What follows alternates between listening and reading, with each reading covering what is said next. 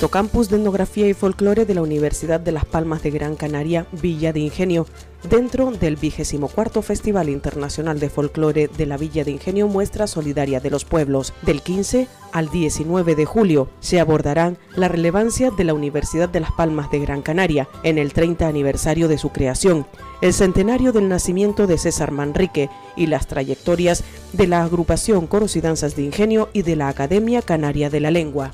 Más información e inscripciones www.folcloredeingenio.com o info@folcloredeingenio.com. Europa, Asia, África, Oceanía y América. Europa, Asia, África, Oceanía y América. Bailar, cantar a la vida, a la vida. Buenas tardes. Vamos a dar comienzo a la sesión de hoy miércoles del Campus de Etnografía y Folclore de la Universidad de Las Palmas de Gran Canaria. La temática de esta jornada se va a referir al centenario de un personaje tan importante en la cultura y en la política de Canarias como es y como fue César Manrique Cabrera.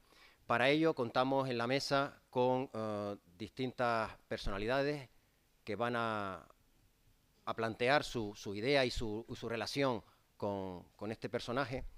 Y antes de entrar con ellos, sí quiero decirles que esta jornada, que esta mesa está siendo seguida en directo a través de este canal y también a través de la página folcloreingenio.com, que permite que desde distintos lugares del planeta se pueda seguir, tanto desde Sudamérica como también de aquellos países que van a participar en el festival y que ya tienen un seguimiento, ya van conociendo cuál es la realidad de este municipio y de esta actividad tan importante que se hace en Ingenio todos los años.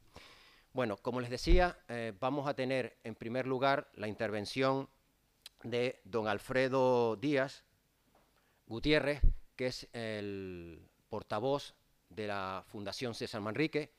Él es divulgador de lo que es el mensaje y de lo que es la obra del pintor lanzaroteño, y además forma parte de su departamento pedagógico. Por tanto, la idea que nos va, o la imagen del artista que nos va a plantear va a ir en esa dinámica, es decir, conocer de modo global quién era y cuál fue su obra y su importancia, porque César, veremos a lo largo de hoy, era un personaje, era un artista poliédrico, con muchas caras y con muchas caras muy importantes y muy significativas para Canarias y para el mundo en general.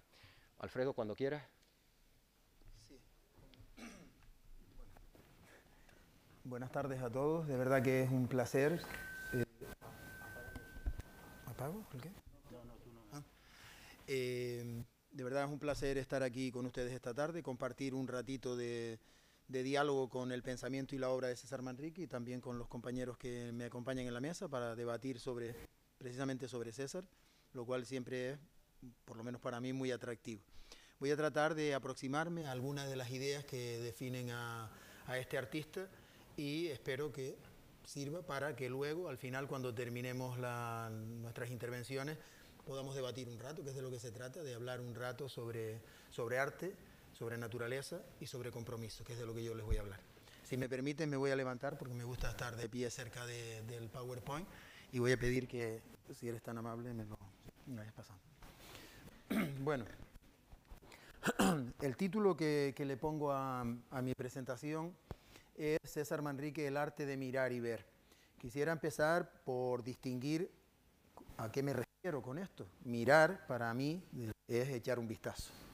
Y ver es cuando uno empieza a descubrir. ¿De acuerdo? Bien. Quizás también, para los que no lo conozcan, por lo menos en profundidad, a Manrique, me gustaría hacer también una pequeña reseña biográfica. ¿Quién era este señor, no? Yo creo que... Pasa, por favor. César Manrique nació en Lanzarote a principios del siglo XX, 1919, y falleció en el año 1900. Tuvo una infancia, bueno, si la comparamos con la mayoría de los niños de aquel entonces, donde Lanzarote era una isla de pobreza y de migración, pues él tuvo un cierto bienestar. Su padre se dedicaba al tema del transporte entre Gran Canaria y Lanzarote como un comerciante, y bueno, una clase media, por decirlo de alguna manera, que eso es mucho decir en aquellos años, ¿no? Es el mayor de 4 hermanos, una hermana también nace con él, melliza, que falleció hace un par de meses, es decir, que casi con 100 años, y 2 hermanos más que nosotros, ¿no? También ya pues personas de más de 90 años. Los primeros años César está en Lanzarote, hace una vida como cualquier niño privilegiado de aquel momento, y finalmente se va a estudiar arquitectura técnica a Tenerife. Está un par de años allí nada más, 2 años si acaso, y abandona los estudios de arquitectura técnica y se va finalmente, gracias a una beca que consigue precisamente aquí en Gran Canaria, después de una exposición que hizo en el gabinete literario, creo, se va a estudiar Bellas Artes a Madrid, que era su gran pasión. Él quería ser pintor a toda costa. Eso es algo que al padre no le gustó demasiado. En Madrid, estamos hablando del año 45, cuando él llega a Madrid. En el año 45, César ya entra en la Escuela de Bellas Artes de San Fernando y poquito a poco se va convirtiendo en un pintor de éxito. Siempre me preguntan, ¿qué es eso de pintor de éxito? Es un concepto un poco... Bueno, pintor de éxito es que puede vivir perfectamente de su pintura. Y en aquellos años de franquismo puro y duro no era tan fácil. Grandes pintores tuvieron que salir huyendo, entre otras cosas, por lo que sabemos todos, ¿no? El régimen franquista. César Manrique consigue quedarse en Madrid esos años, termina la carrera, y en el tiempo en el que está haciendo la carrera empieza a hacer obras significativas en Madrid. Por ejemplo, si yo les digo que en aquellos años César Manrique hace un mural magnífico para el aeropuerto de Barajas, pues estamos hablando ya del cierto nivel que tenía este artista, no era cualquiera. También participa en bienales, exposiciones por toda Europa, etc. Y en el año 63 aproximadamente, la que fue compañera durante tantos años, él la conoce al segundo año de llegar a Madrid, Pepi Gómez fallece. Él nunca se casó con esta mujer, era una mujer separada, parece que le estoy contando un cuento, pero es que era así. Pero la amaba profundamente. De hecho, cuando iba a Lanzarote con ella y decían, ahí está César con su querida, él decía, pues el mejor calificativo que le pueden dar a Pepi, porque es la persona a la que yo quiero muchísimo. Entonces él siempre fue como, en este sentido, pasaba bastante, ¿no? Esa pérdida de Pepi pues, motiva cambios en el artista, y eso se le une el que ya estaba alcanzando el top como pintor. De tal manera que en ese momento es cuando César Manrique, gracias también a ayudas y relaciones que tenía con gente muy importante, gente que tenía dinero, para engañarnos, da el salto a Nueva York. Nueva York, después de la Segunda Guerra Mundial, es la capital del mundo del arte. Si antes lo fue París, después Nueva York. Y en Nueva York había toda una ebullición de movimientos artísticos. Fundamentalmente ahí se está dando un movimiento artístico muy relevante para nuestro tiempo, que es el arte pop. Manrique se alimenta de ese arte pop y cuando vuelve a Lanzarote practica arte pop, porque él lo que lleva a Nueva York es informalismo matérico. Bueno, es un tipo de pintura que tiene que ver con lo que siempre pintó, que es la esencia de Lanzarote. Ese sería el gran recorrido. Cuando Manrique llega a Lanzarote, empieza ya toda esa obra, que es verdad que ya estaba desde los años 50, ya él apunta obras de intervención en el territorio, me refiero, todo lo que ustedes han oído o conocen, Jameos, Mirador, Cueva de los Verdes, Jardín de Cactus, bla, bla. Todo eso viene de mucho antes, viene desde los 50. En los 50 ya él está haciendo alguna cosa de estas, por lo menos reflexionando y planteándoselo a las autoridades de la isla. Pues finalmente, cuando a la vuelta de Nueva York, cuando ya ejecuta todo esto de una manera clara. Este sería como el recorrido largo, que luego lo vamos a retomar. Pasa, por favor. Y volvamos otra vez al inicio. Voy a manejar 2 conceptos que a mí me parecen esenciales para entender a Manrique. Uno es el concepto de la singularidad.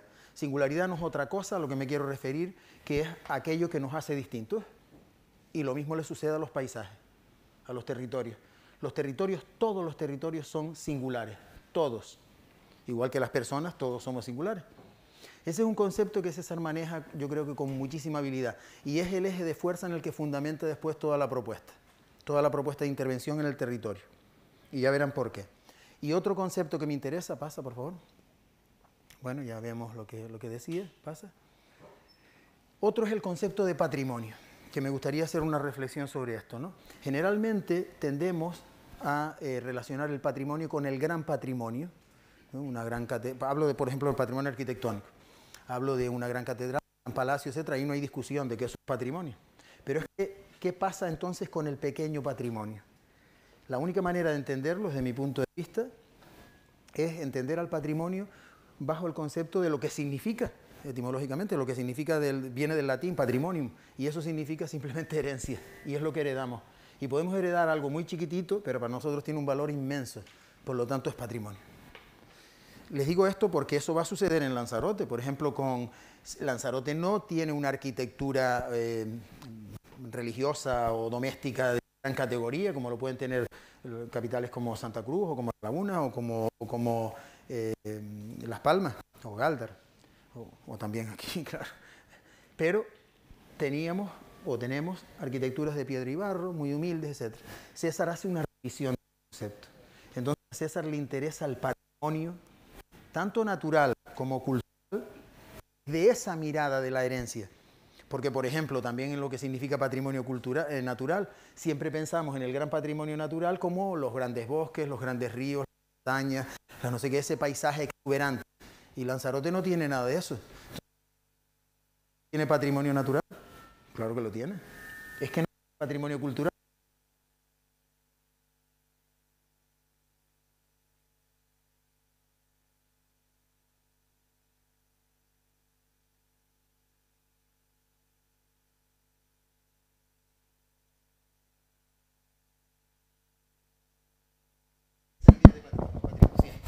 Patrimonio como herencia, que es lo que significa del término latino. Pasa, por favor. Claro, aparece otra palabra ahí que creo que es muy interesante, ¿no? Cuando nosotros heredamos algo, sobre esa herencia tenemos un compromiso. Podemos cargárnosla o simplemente podemos conservarla, mejorarla y que sean otros los que la hereden. Eso es también a lo que me voy a referir.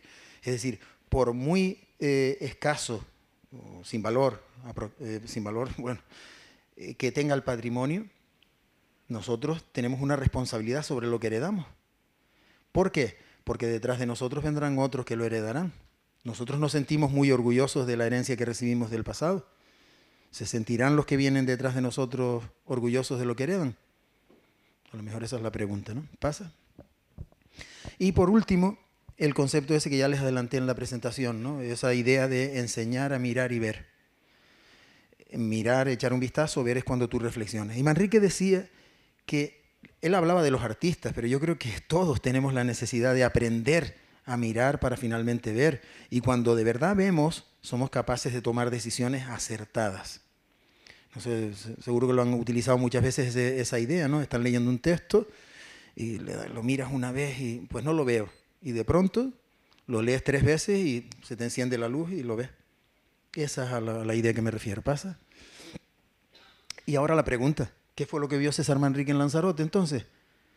Que si es una isla que los otros, la mayoría de la gente la veían como una isla de piedras, de camellos, seca, que no servía para nada y que era fea. ¿Qué vio César Manrique?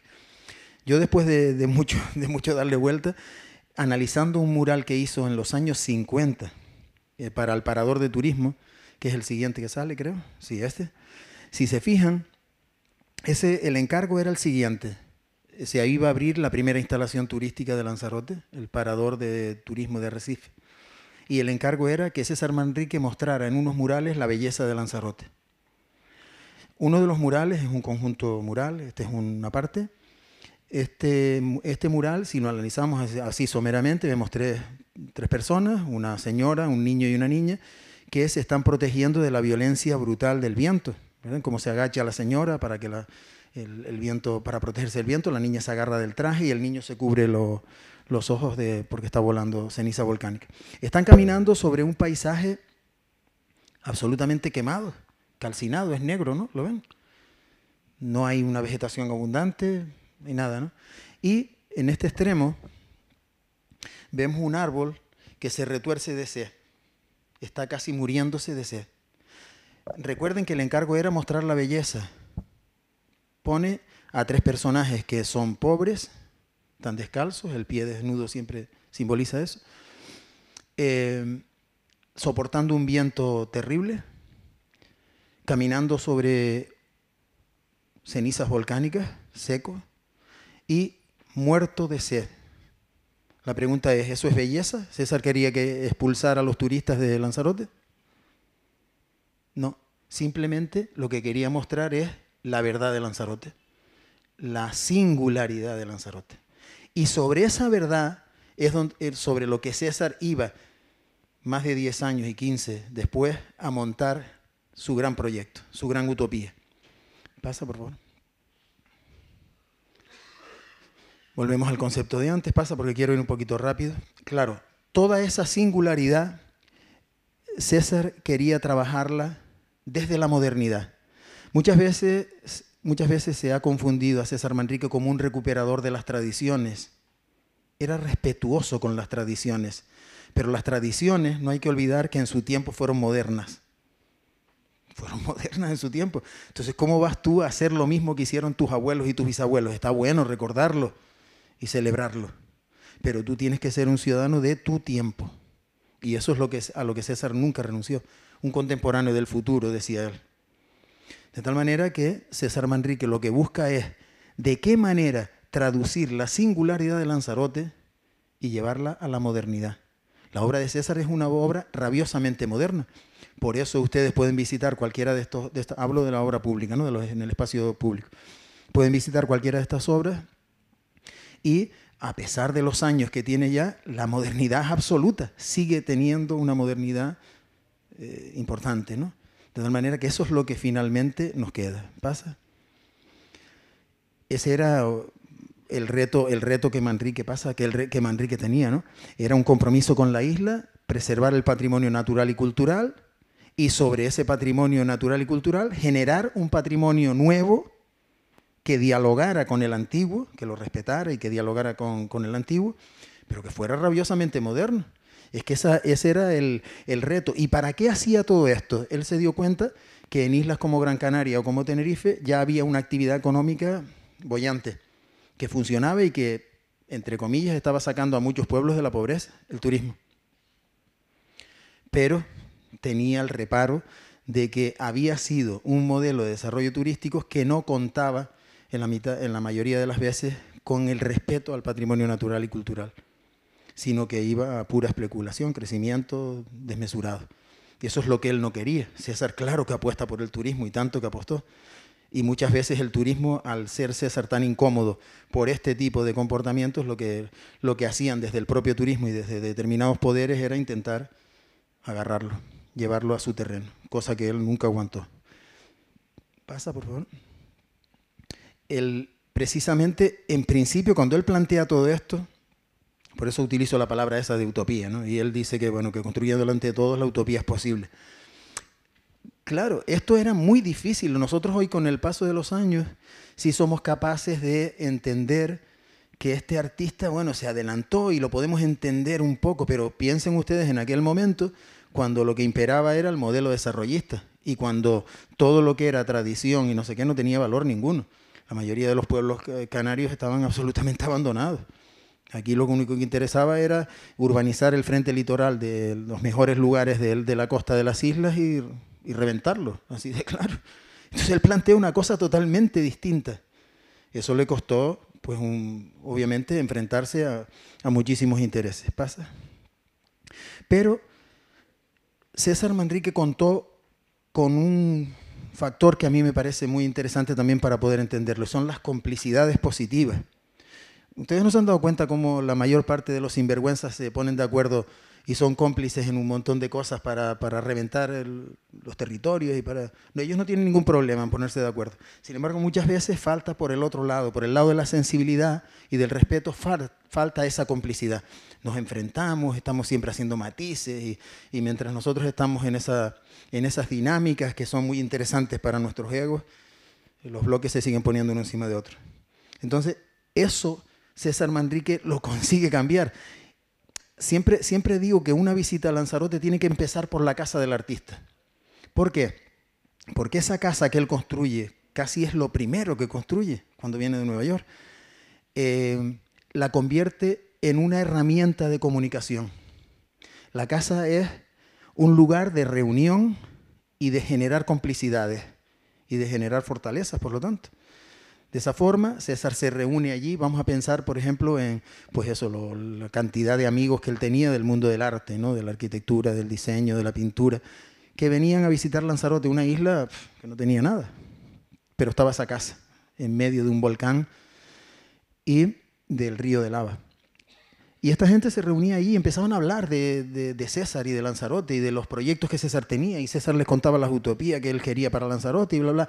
Y esta gente, cuando volvía a sus países de origen, lo escribían y muchas veces hacían reportajes de cine y Lanzarote empezó a ser visible. Una casa de un señor, de un artista ahí un poco extravagante. Y claro, cuando llega el eco de todo eso aquí, a Canarias y fundamentalmente allá, donde estaba el dinero, que era en Madrid, las autoridades dicen, hombre, pues lo que está planteando este hombre, que cuentan estos que vienen de fuera, no parece un disparate si lo dicen estas personas que son tan importantes. Y en aquel entonces hay una cosa súper curiosa. En aquellos años, el que era ministro de Información y Turismo era Manuel Fraga Iribarne. Manuel Fraga Iribarne fue, me parece que fue diplomático español en Londres. Estuvo, bueno, el caso es que tenía, dentro de lo que era el régimen franquista, pues era una persona como mucho más abierta. Y Fraga fue uno de los que apostó, curiosamente. Porque dice, hombre, a nosotros nos interesa, le interesaba al régimen, dar la sensación de una apertura al exterior, de una modernidad, y César era todo eso. También es cierto que fue por ahí. Y los dineros para hacer toda esta obra de César salieron de ahí, porque el Cabildo de Lanzarote no tenía un duro, hablando claro, y había otras prioridades. Primero era comer o producir agua, no había agua en la isla. Pasa, por favor. César, por lo tanto, de lo que se trataba era de generar artificios de belleza en la isla, 3 o 4 lugares así emblemáticos que sirvieran para atraer a los turistas. Pero en el fondo, César Manrique lo que hace en Lanzarote son simplemente puntos para mirar, son miradores. Toda la obra de César son miradores, porque lo que busca es esa complicidad de la mirada. Cuando tú descubres la belleza a través de dónde te posiciona el artista, tú descubres la belleza y dices, wow, esto merece ser cuidado. Ya tiene tu complicidad, tu sensibilidad. Pasa, por favor. ¿Y qué ideas son ahora cuando lo vemos ya con el paso del tiempo? Pues las ideas son vincular el arte y la naturaleza al arte. El arte a la naturaleza al arte, ¿no? El arte para educar, pues en eso, en la vida. El arte sirve para sensibilizarte, cuando eres capaz de ver, ¿no? Y desde luego lo que propone en el fondo, aunque César no era un economista, es un modelo de desarrollo distinto. Un modelo de desarrollo fundamentado en los valores singulares del territorio.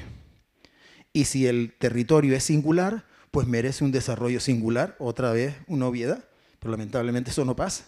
Siempre se estandariza todo y lo que sirve para Gran Canaria sirve para Lanzarote. Pues no. No, pues cada territorio tiene su singularidad. Pasa, por favor. Por ejemplo, señas de identidad. Antes lo comentábamos, ¿no? Hay como 3 o 4 cosas que al final definen lo que es la modernidad de Lanzarote. Por ejemplo, fíjense ustedes qué cosa tan sencilla como prohibir los carteles publicitarios, los spots publicitarios que hay en los bordes de la carretera. Lanzarote no está prohibido. Eso fue un acuerdo. Y sirvió para generar una seña de identidad y tanto. Pero es que no solo eso. Por ejemplo, las casas de los pueblos, 2 alturas como máximo, blancas, con las puertas verdes, bla, bla. Todo eso al final, que parece una tontería, el sumatorio de todas esas cosas da una seña de identidad. Y estamos hablando de cositas muy sencillas. ¿Pasa? Decíamos el blanco, el verde, y el modelo de la arquitectura vernácula. Él decía, bueno, pero si resulta que lo que hicieron nuestros antepasados es generar una arquitectura adaptada, integrada, que respeta el entorno, etcétera, ¿por qué nosotros no podemos hacer lo mismo desde la modernidad, con los nuevos materiales, etcétera? Yo siempre digo, si nosotros analizamos una arquitectura tradicional de Lanzarote, una casita campesina, sacamos los conceptos esenciales de esa casa y los comparamos con los conceptos esenciales que César maneja, por ejemplo, en una obra que es arquitectura pura, como es el Mirador del Río, los conceptos están los mismos, adaptación, integración, sencillez, están todos los conceptos, pero desde la mirada moderna. Esa es la cuestión. Por lo tanto, lo que hace Manrique es llevar Lanzarote a la modernidad. ¿Pasa? ¿Sigue? Y ahora, cuando ya lo vemos con la perspectiva del tiempo, ¿qué estamos viendo? Que Manrique crea en Lanzarote un patrimonio, un conjunto patrimonial que es sin duda, vamos, el más importante que se ha generado en Lanzarote en la segunda mitad del siglo XX. Eso no es poca cosa. Y que tienen un significado económico clarísimo. ¿Pasa? Son estos que van a ir apareciendo ahí. El jardín de cactus, el monumento al campesino, fecundidad, el mirador del río, el jameo del agua, Timanfaya. Bueno, y hay más obra menor, pero no quise poner.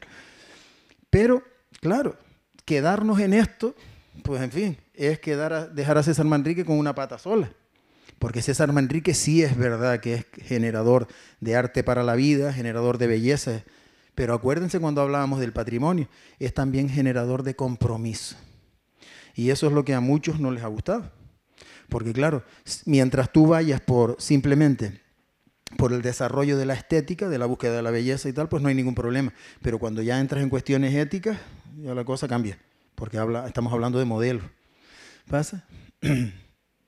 Entonces, podemos decir que entre el 65 y el 85, tirando indicadores socioeconómicos, yo no los voy a cansar con esto, pero se puede demostrar claramente, Lanzarote vive un proceso que es adecuado, que es integrador, que es redistributivo de la riqueza, que es avance desde la tradición esa pobre que tenía la isla a una isla moderna. Eso es cierto. Los indicadores ahí lo demuestran, ¿no? Lanzarote sale de la pobreza, para entendernos. Pero, ¿qué es lo que sucede? ¿Pasa? Miren, les voy a poner un trocito, a mí esto me emociona bastante. Este señor que sale ahí mirando en el mirador del río, es un señor que fue el maestro de obras de César Manrique, del Cabildo, que fue la empresa que hacía todas estas obras, ¿no? Y este señor dice una cosa muy, muy bonita con respecto a eso que es el inicio de mi intervención. Dale, por favor.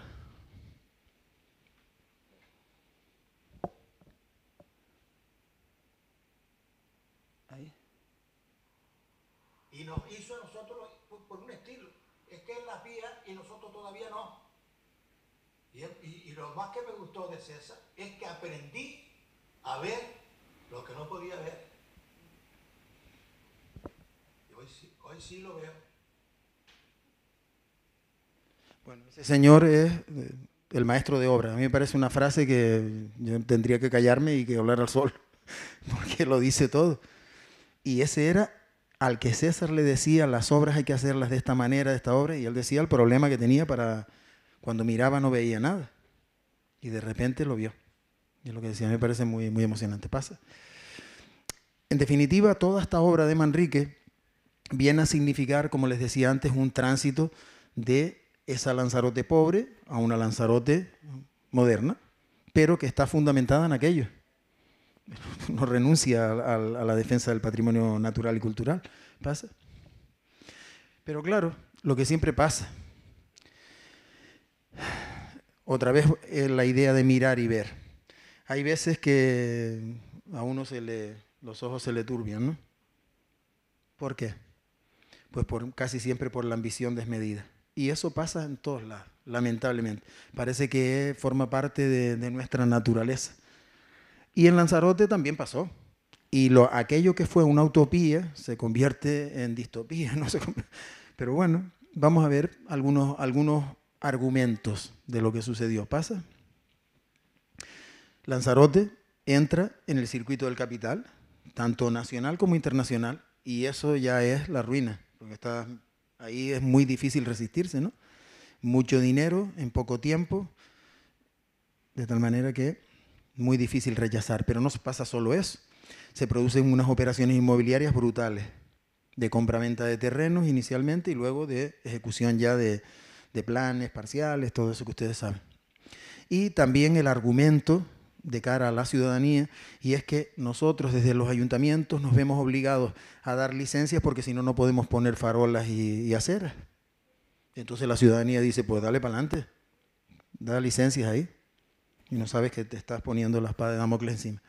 Es decir, una ceguera absoluta. A mí me gusta expresarlo con esta diapositiva que les voy a poner. Yo pienso que la sociedad canaria, la de Lanzarote en particular, que es la que más conozco, es una sociedad sin tiempo. Es decir, hemos crecido tan rápidamente en tan poco tiempo que no hemos tenido tiempo para asimilar los cambios. Y eso es un problema muy serio. Nos pasa en lo personal y nos pasa en lo colectivo. Yo siempre pongo esa diapo cuando trabajo con los chiquillos, porque pasamos de aquí, a esto, de golpe. Y un señor que conduce un camello difícilmente va a conducir no sé cuántos caballos de estos, ¿no? En todo terreno. Ese es el problema. Por eso, muchas veces lo que necesitan las sociedades es tiempo, calmarse, ponerse en un sitio a reflexionar para mirar y ver. Y entonces seguro que se tomen decisiones adecuadas. ¿Pasa? Lanzarote, desde luego, estaba corriendo el riesgo, y muy serio por otro lado, de morir de éxito. Creces tanto que en un momento determinado te pegas el tablazo. Ahí está el reparto, ¿no? Todos esos señores repartiéndose la isla. ¿Pasa? Es decir, la codicia, ceguera y codicia. Y la ceguera y la codicia lleva de forma paralela otro fenómeno que nosotros también estamos lamentablemente acostumbrándonos. Y eso sí que es horroroso. Nos hemos acostumbrado a no aceptarla. Pero bueno, forma parte ya de la corrupción. No, eso es inaceptable en ninguna sociedad. De tal manera que aparece casi siempre esta corrupción de guante blanco y de cuchara especuladora, de retroexcavadora, ¿no? Bueno, después ya hablaremos de esto. Pero también aparece otra cosa tremenda para cualquier sociedad, que es la resignación. Fíjense, ahí está Adán y Eva en el paraíso, están en las Canarias y están vendiendo el paraíso. Y el paraíso no lo venden solo los especuladores, lo vendemos nosotros, muchas veces los ciudadanos, mirando para otro lado, siendo cómplices de alguna manera de la corrupción. Y nos resignamos porque aceptamos que todo el mundo lo hace. ¿No han oído esas simetrías horrorosas que se plantean muchas veces? Todo el mundo lo hace. No, perdona. Hay que levantar la mano y decir, no, conmigo no cuentes para ese rollo.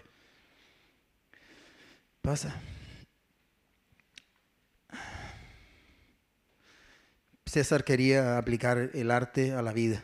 Y la vida es esto de lo que estamos hablando. Es el espacio donde trabajamos, donde vivimos, donde convivimos. Y él creía y entendía, lo tenía muy claro eso, ¿no? Que el arte, desde luego, y fundamentalmente la cultura, es la que nos hace libres, de verdad, la que nos enseña a reflexionar y a pensar. Sin eso, nos manipulan, somos ciegos, nos convertimos en ambiciosos y muchos podemos caer en la corrupción también. ¿Pasa? Desde luego, César Manrique al poder lo incomodaba. Y él decía que había que incomodarlo. Curiosamente, un montón de años después, llega Saramago, José Saramago a Lanzarote, un año después de la muerte de César. Y Saramago dice lo mismo. Saramago dice, al poder siempre hay que decirle que no, de entrada. Y después ya hablamos. Pero de entrada, porque si tiene el poder, te puede hacer contigo lo que te da la gana. Entonces tú de entrada no, y ya veremos. Qué curioso que hay una coincidencia entre los dos. Y la única manera de reflexionar y de pensar es sentarse. Ustedes no han visto la escultura de Rodin, ¿no? Del pensador. Está tranquilo, sentado ahí, o encima de una piedra, o nosotros nos sentamos en la silla, o ponemos a los niños en el rincón a pensar. Pues hay que pensar sentado. Y para eso hay que parar. En un caballo desbocado difícilmente se puede pensar. Y lamentablemente las Islas Canarias en los últimos años se han convertido en un caballo absolutamente desbocado, que nos lleva a la catástrofe. Pero eso, y perdonen que sea tan catastrofista, pero es lo que pienso. ¿Pasa? Miren lo que decía César Manrique, pero fíjense el año, 79. Y estaba diciendo que las islas van al caos. Y no se estaba equivocando. Los indicadores lo demuestran, ¿no? Vivimos en unas islas que vienen turistas, 14, 15 millones de turistas al año. ¿Cómo entonces es que tenemos los niveles de pobreza que tenemos? Ese es un indicador, podía tirar de muchos más, ¿no? Porque estamos a la cola un montón lamentablemente. ¿Por qué pasa eso?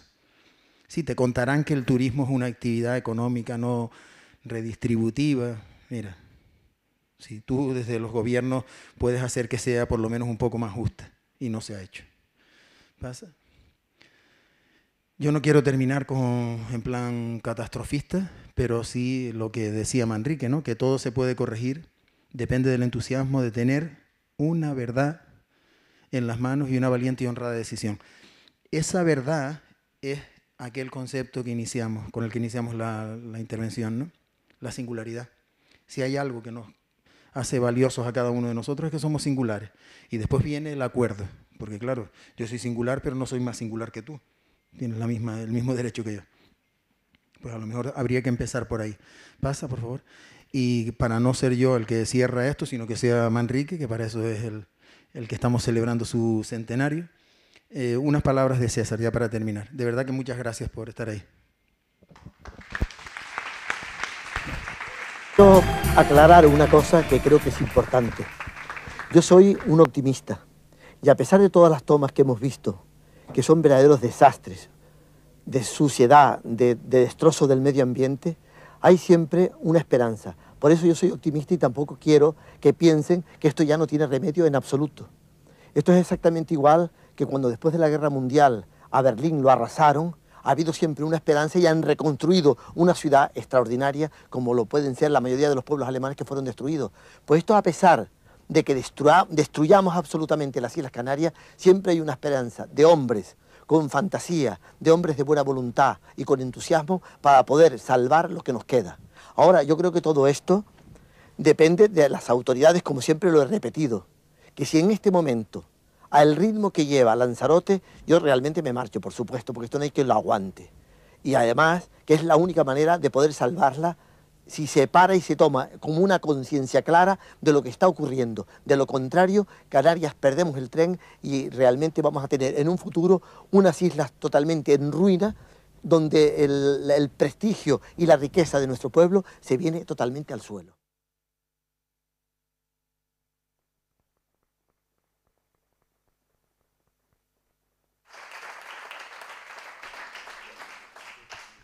Después de este acercamiento pues, a lo que ha sido César como artista y sobre todo, pienso yo, como Pepito Grillo también, ¿no? Un poco de la sociedad y de la economía en la isla de Lanzarote y por extensión en toda Canarias. Alfredo ya nos ha dado unas pinceladas sobre algo sobre lo que ahora va a insistir, en este caso Alexis Ravelo. Alexis Ravelo, como ustedes bien saben, es un escritor muy importante, muy actual, sobre todo en lo que es la novela negra. Él tiene también múltiples facetas, como creador de letra para cantantes, como divulgador en la radio y a través de la prensa, como persona que imparte talleres también de escritura, una persona muy significativa y muy importante en la cultura gran canaria y canaria en estos momentos. Y él tiene una obra, La ceguera del cangrejo, que seguro, él ya nos acercará ahora más específicamente al tema, mucho de lo que ha comentado Alfredo ha estado presente o fue lo que le llamó a él, lo atrajo para utilizar o que el ambiente, la atmósfera de César, de alguna manera está presente, de muchas maneras, está presente en esta obra de Alexis. Alexis, cuando quieras, por favor. Muchas gracias, Ulises. Se le olvidó decir que hago un rancho canario fantástico. Bueno, lo cierto es que yo estoy un poco cohibido porque aquí Alfredo tiene un manejo de la materia impresionante y Ángeles van a ver ustedes ahora, ¿no? Y digamos que en el arte yo soy una especie, soy un mero espectador, ¿no? Soy un neófito. Yo llevaba mucho tiempo intentando encontrar la manera de tratar de una manera central la vinculación entre corrupción político-económica y desarrollismo, ¿no? Que había tocado en algunas novelas de manera tangencial. Ya saben que aquí en Canarias en realidad matamos poco Entonces los que escribimos novela negra nos tenemos que inventar una serie de crímenes para hablar de los verdaderos crímenes que se cometen en Canarias, que sobre todo son delitos económicos y delitos que tienen que ver con lo que se llama vulgarmente el cuello blanco. Por contarles una anécdota, una vez nos pusimos a contar Pepe Correa, Antonio Lozano, que en paz descanse, y yo, los muertos que habíamos matado en las novelas de aquel año, ¿no? Que creo que fue el 16, y cuadruplicábamos el número de homicidios que había habido en la provincia, no ya en la isla, ¿no? Pues imagínense, ¿no? Entonces, claro, nos inventamos algún delito de sangre para poder hablar del tipo de violencia que nos preocupa de verdad, que es la violencia económica, ¿no? Y entonces llevaba mucho tiempo buscando una excusa para hablar de todo esto, y la excusa me la dio Fernando Gómez Aguilera, ¿no? Director de la Fundación César Manrique, ¿no? Cuando me dijo, últimos años de César, ¿no? Los últimos años de César están claramente marcados por esa lucha, ¿no? contra la especulación, contra el desarrollismo cortoplacista, ¿no? Y claro, ahí me tocó acercarme a la figura de César, porque para mí César, ustedes no lo notarán, pero yo soy bastante joven, y entonces para mí César era aquel señor que salía en la tele, ¿verdad?, diciendo cosas como esta, o en bañador, ¿no?, en una playa cabreadísimo, ¿no?, diciendo yo no puedo más con esta arquitectura fascista, ¿no?, con esa vehemencia, ¿no?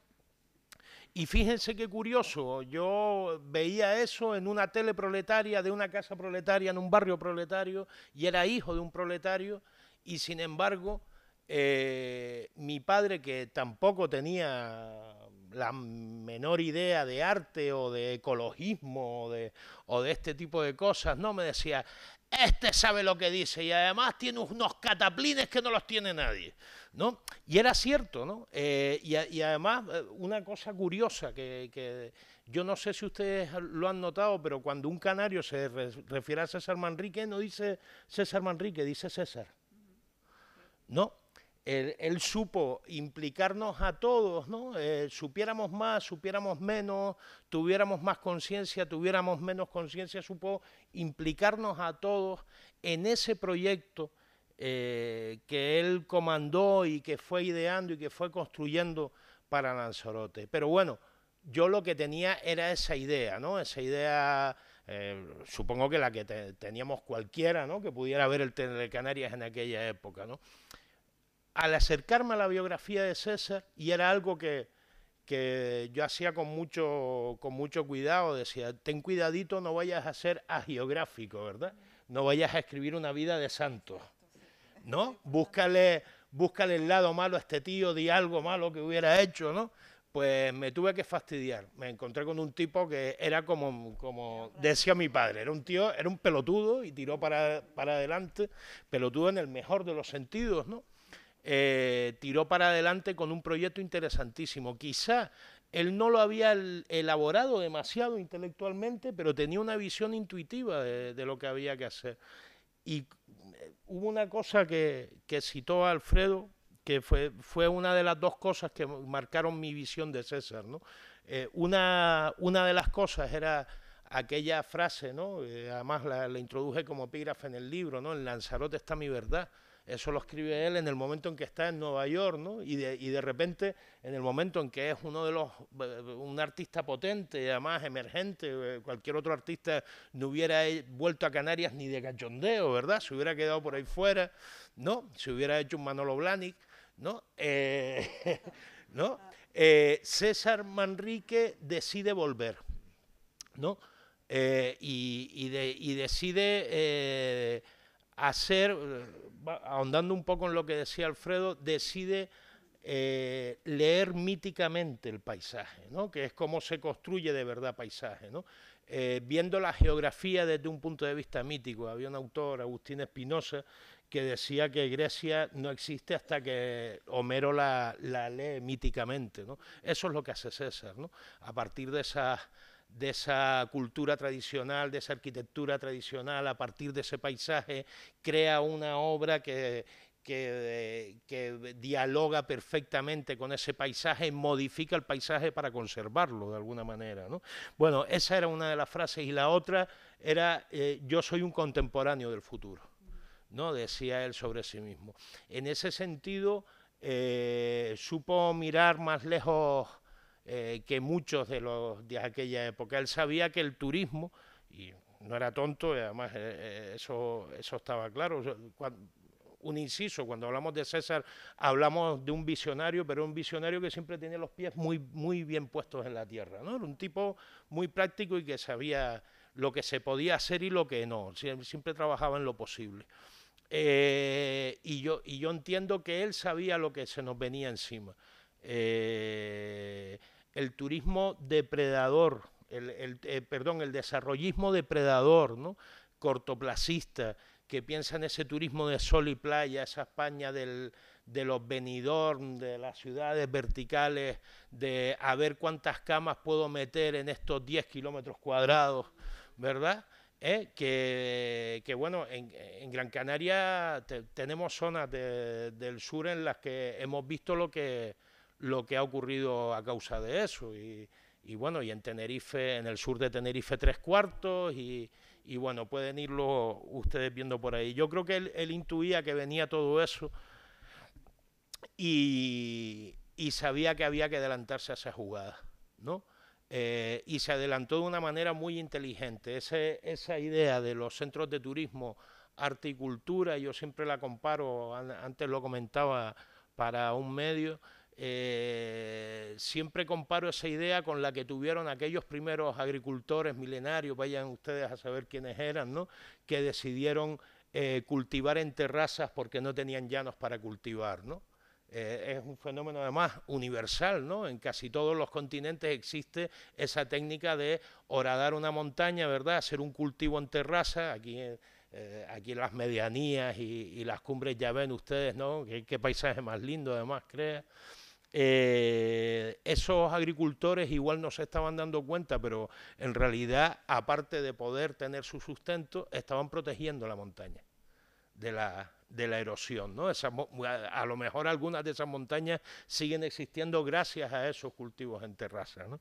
Bueno, de alguna manera César crea un modelo positivo, y esto creo que es muy importante, porque los que nos cabreamos con los depredadores medioambientales, los que nos cabreamos con los desarrollistas, en realidad somos reaccionarios, nos cabreamos por reacción, ¿no? Me vas a tocar Beneguera y yo me pongo a salvar Beneguera, me vas a tocar Papagayo y yo me pongo a salvar Papagayo, ¿no? César nos legó una cosa importantísima, y es un modelo positivo, perfectamente sostenible, de explotación turística y de desarrollo de una isla que al mismo tiempo no la depredara y permitiera su conservación, ¿no? El tocomocho que nos han vendido siempre esos que se quieren hacer ricos a costa de lo de todos, ¿no? Siempre ha sido, no, esto es desarrollo, esto es para que podamos comer, para que podamos poner luces, ¿no? Vale, César mostró, y por cierto, cuando hablamos de César, no solo hablamos de César, hablamos de Luis Morales, hablamos de Pepín Ramírez, ¿no? Que era presidente del Cabildo en ese momento, de los ingenieros y arquitectos que estuvieron alrededor de todo este proyecto maravilloso, ¿no? Ellos demostraron que el turismo podía servir para desarrollar una isla, pero al mismo tiempo podía explotarse turísticamente la isla con un modelo que permitiese no solo desarrollarla, sino conservarla, ¿verdad? Eso nos lo legó. Bueno, y luego fue un tipo que fue capaz de enfrentarse a cara de perro contra todo eso, poniendo todo su prestigio, poniendo todo su esfuerzo en contra de eso. En esos años hubo más de uno que se puso al servicio de los desarrollistas, ¿no? Él no, él igual económicamente le podría haber salido muy rentable, pero no, ¿no? Y eso a mí me parece muy valioso, poder mantener una actitud ética, pública, te juegues lo que te juegues, me parece muy valioso, y es algo que, por cierto, yo no le pediría a nadie nunca, ¿no? Es algo que cuando alguien lo hace me parece valioso, pero que entiendo perfectamente que los demás no lo puedan hacer. Pero para mí, en ese sentido, César es un modelo al que me gustaría acercarme, y gracias a Dios, ojo, estoy aquí hablando porque ningún constructor me ha firmado un cheque para que no hable, ¿no?